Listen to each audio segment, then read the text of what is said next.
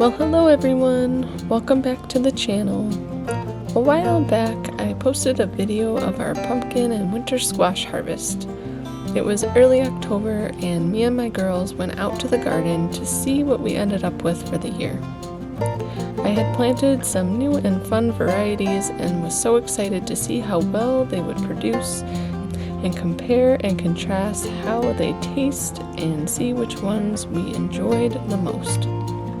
Over a span of the past 2 months or so, I slowly started working my way through the pumpkins and squash, and I thought it would be fun to take you along with me as I process them and just share with you my thoughts on these varieties I grew and if I would like to grow them again next year or maybe try something new. There are a few ways to preserve your pumpkins, but today I will also show you how we dehydrate them and turn them into a pumpkin powder. And then we'll talk about how you can use that. Alright, well, let's get started. We will begin with the winter luxury. So, it seems like the winter luxury are kind of on their way out. They're still good, but I need to go ahead and preserve these first. So that's a good note. I don't think these are meant to be long storage pumpkins anyways. So keep that in mind when choosing your pumpkin varieties. This one will not last as long as the others.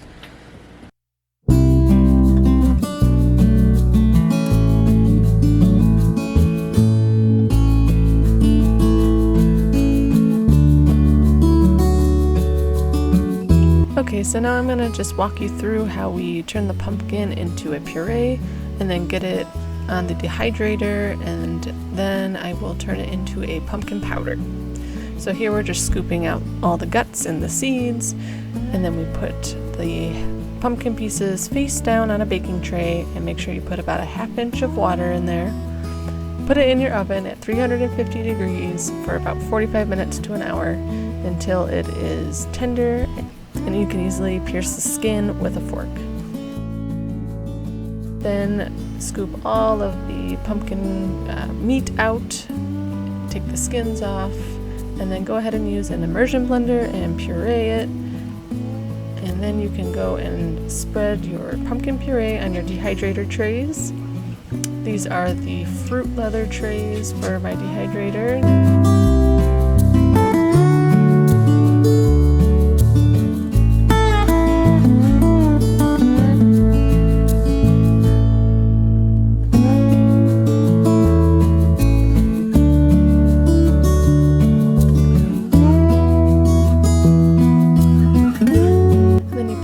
Dehydrator, and I set mine at 135 degrees for 6 hours, and that was perfect. And the next morning it should be looking like this, and it is completely dry and it cracks easily in your hands. Then you go ahead and peel off all of your dehydrated pumpkin into a bowl. And then from there you can put that in your pantry and store it just like that in a jar if you'd like, or you can go ahead to powdering it. So we're just going to put it in a blender. This is a high-powered blender. It's a Ninja. So go ahead and just blend it in there and you have yourself a nice, wonderful pumpkin powder just like that. And then you can just store that on your pantry shelf. And I wrote a blog post article on dehydrating pumpkin and making pumpkin powder, so if you're interested in checking that out, I will leave it in the description box below. Okay, so this was like more of a gray-blue color before, and it's been sitting in the pantry now for a couple months. It's starting to turn like a little pinky orange color. Yeah. So we'll see. It's still very firm. It seems to be good, so we'll cut it open and see what it's looking like here. Cut too much of that off. Yeah, that one. Whoa! Oh wow! Look how beautiful. Yeah. Look at that. Oh, what?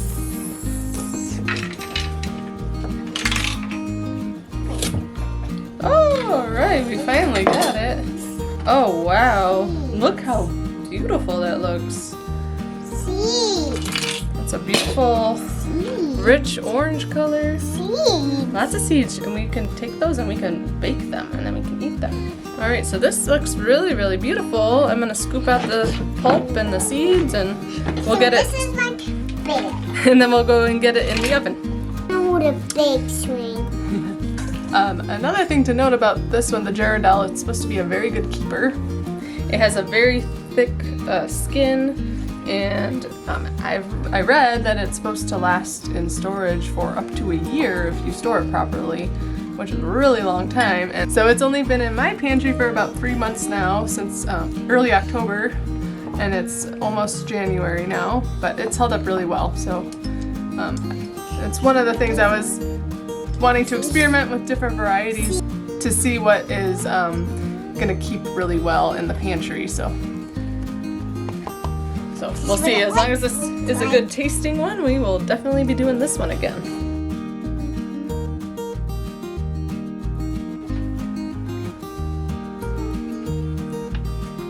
My hand is. So this is the Jarrahdale pumpkin, and it is so orange and so thick and so sweet, and it is my favorite one between that and the winter luxury. Okay, so today we have my butternut squash, and then we have the ZUCCHINO RAMPICANTE. This is that really big, fun, snaky one. You wanna come see? Oh. So this is the fun, snaky one. It's really big. You're gonna put it over your head? There we go. Heavy. It's heavy? Okay. So yeah, this one's really fun to grow. This is the first year that I've grown this out to a full like winter squash. I've grown it in the past and just ate it as a summer squash when they were small. But yeah, so I cooked one about a month ago, and I sliced it open, and so it was pretty much just like a butternut squash. It was that nice orange color. It had a very similar taste to it. I don't know, maybe not quite as sweet as a butternut squash, but I don't really know. I'm not a squash connoisseur, but it was really good. I mean, as far as squash goes, I like winter squash, but I'm pretty much the only one in my family who enjoys that. So as you can see, it's huge, so you get a lot of squash from these, and it was a pretty prolific plant. So I'm just gonna cut this one up, and I'm gonna get it baking in the oven, and then I'll use it in some cooking that I'm doing, and then I'll dehydrate the rest into a squash powder.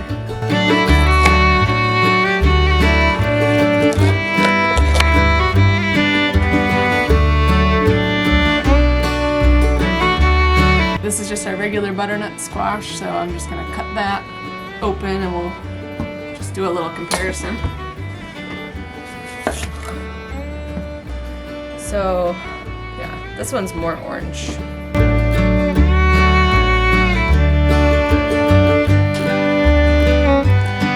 is the butternut squash. This one seems to be a little bit lighter in color than the butternut squash. And I should cut open the rest and see how it looks.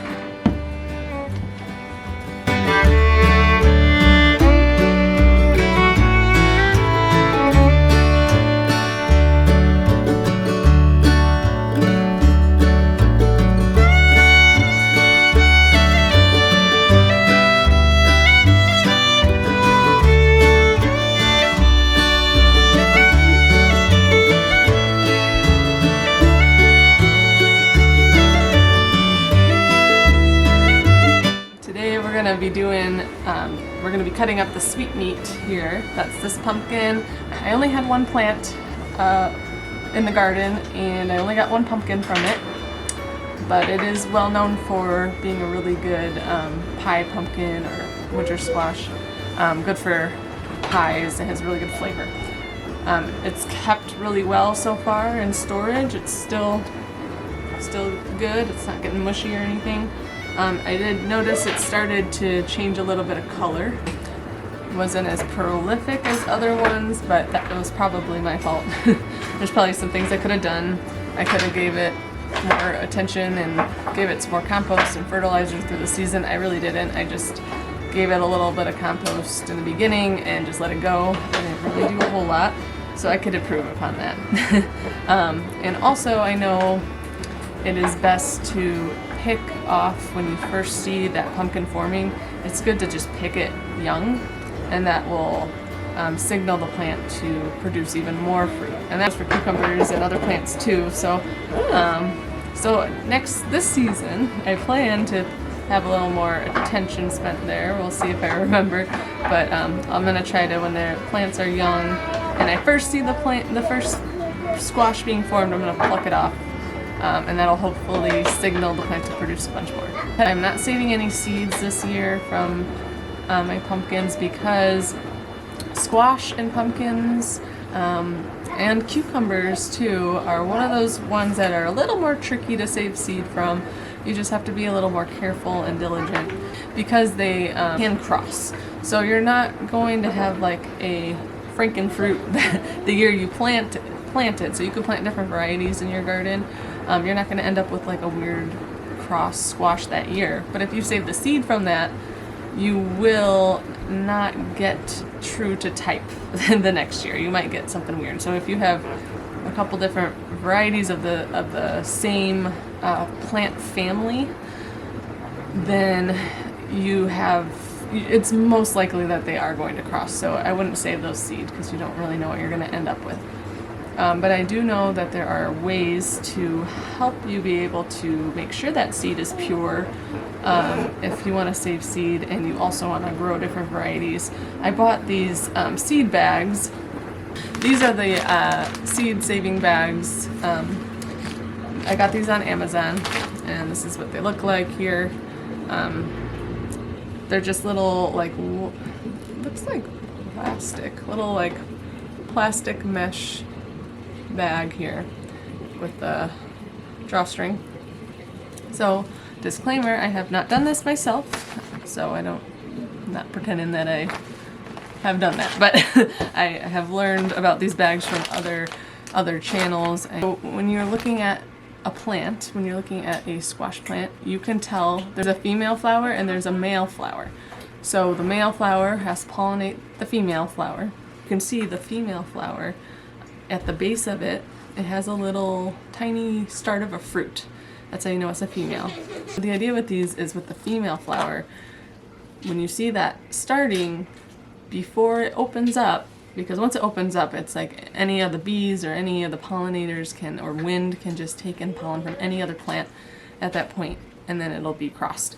So before it opens up, you put this over it, you close the bag on it, and that will keep any other pollinators from coming to that plant. And then when you have the male flower that's open and has the pollen on it, you can take that male flower and so you don't need to bag the male flower, only the female flower. You take that male flower and then you can basically go in and take the bag off really quickly, rub it on there, pollinate the female flower, and put the bag back on, and then let it start forming. And then once the fruit has started forming already, and the flower's gone and all that, and it starts growing, you can take the bag off, obviously, because it's going to get bigger. And then you'll know, and then make sure to mark that fruit somehow, like tie a string or something like that, so that you know that that one is true to seed. So when you harvest it, you know to save seed from that. So that's like the basic idea of it from my research of what I've done on it. If anybody else has anything to add that's watching this, feel free to leave it in the comments below. We're going to cut it open, take a little peek, just get a better look at it. And then I'm also going to be cutting open some of the sugar pies. I took a couple of those. This produced really well in the garden too. Okay. Oh, finally got it open. That one was a little tough. That was definitely tougher than the other ones. So that was the top of it. You can see the color inside. So I'm going to just kind of cut this. I can make some pumpkin pie too.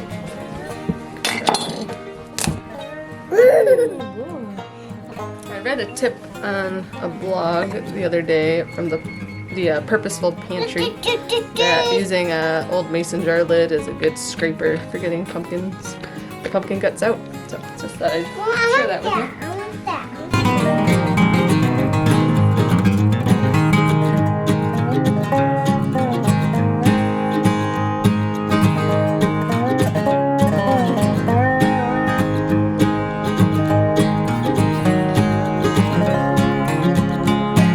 Yummy? Yummy? Just a quick update. This is the sweet meat squash, and we have it right here. And this is definitely our favorite. And Selah cannot get enough of it. She just keeps shoving it in her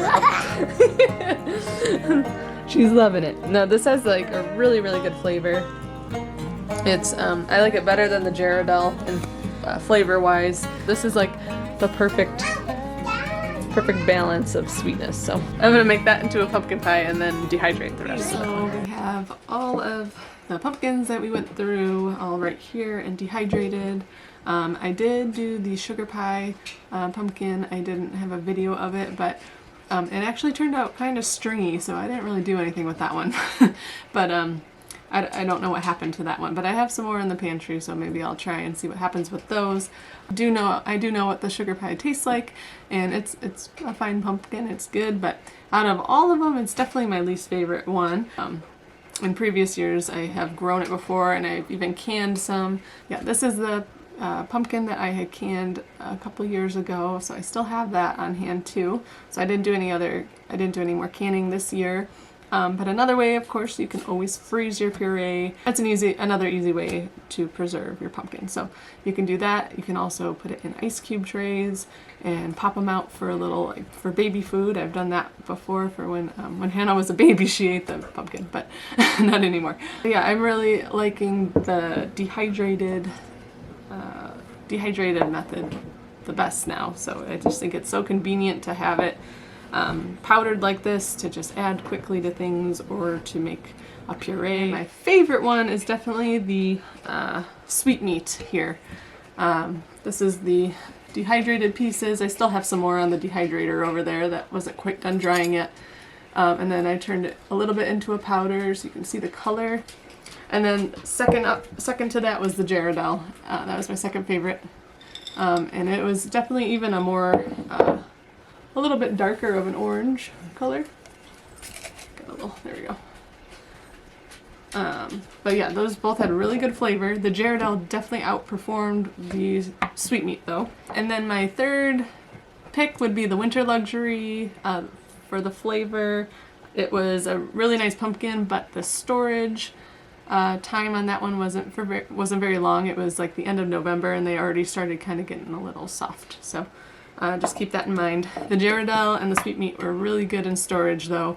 As I mentioned before, the Jarrahdale is supposed to last about a year even, so if you store it properly. I have one smaller one left in the pantry. I kind of might just leave it in there just to see how long it'll actually stay good for in there, just out of curiosity.